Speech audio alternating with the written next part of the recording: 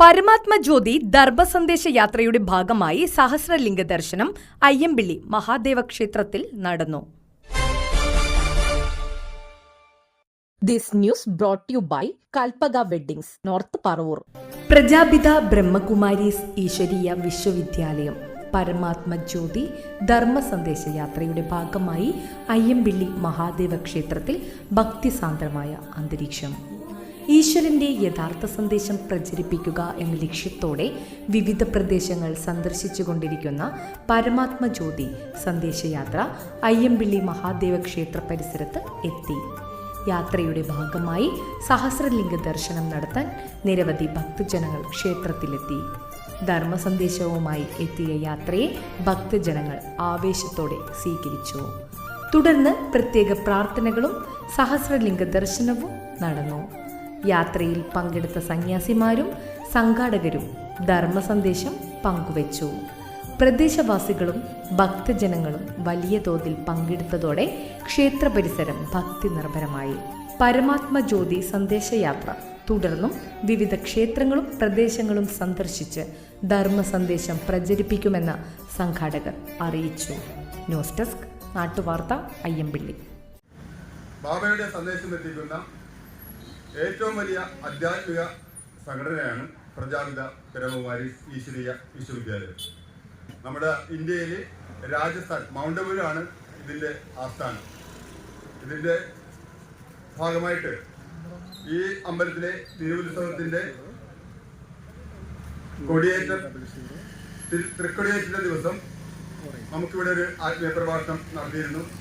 അന്ന് നമ്മളുടെ കറണ്ടിൻ്റെ ചില സാങ്കേതിക തടസ്സങ്ങൾ വന്നുകൊണ്ട് നമുക്ക് ആ പ്രഭാഷണം മുഴുവൻ കേൾക്കാൻ കഴിഞ്ഞില്ല. അപ്പോൾ ആ പ്രഭാഷണത്തിൻ്റെ ബാക്കി ഭാഗവും അപ്പോൾ അവർ നമുക്ക് നൽകുന്ന ആ ആത്മീയ ക്ലാസ്സുകൾ സസൂക്ഷ്മം ശ്രദ്ധിച്ച് എല്ലാവരും അതിൻ്റെ അനുഗ്രഹം.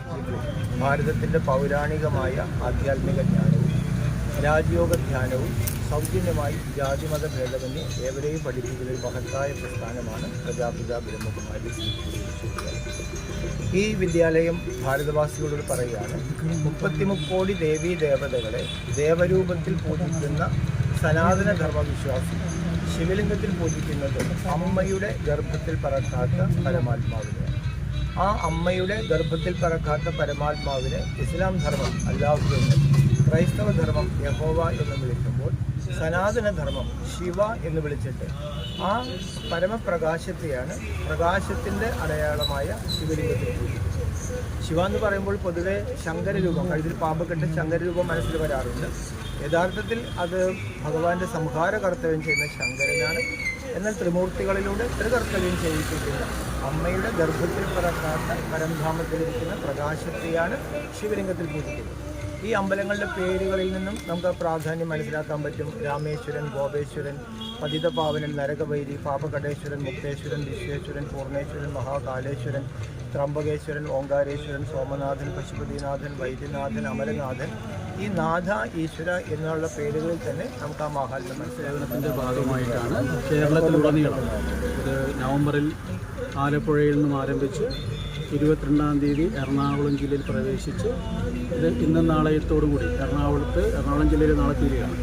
തൃശ്ശൂർ ജില്ലയിലേക്ക് പോയി, അങ്ങനെ വയനാട്ടിലേക്ക് പോയി, കേരളം മുഴുവനും ഈശ്വരൻ്റെ യഥാർത്ഥ സന്ദേശം നൽകിക്കൊണ്ടിരിക്കുന്ന ഈ യാത്ര ലോകം മുഴുവനും എത്തിക്കുന്നതിൻ്റെ ഭാഗമായിട്ടാണ് ഇത് നടന്നുകൊണ്ടിരിക്കുന്നത്.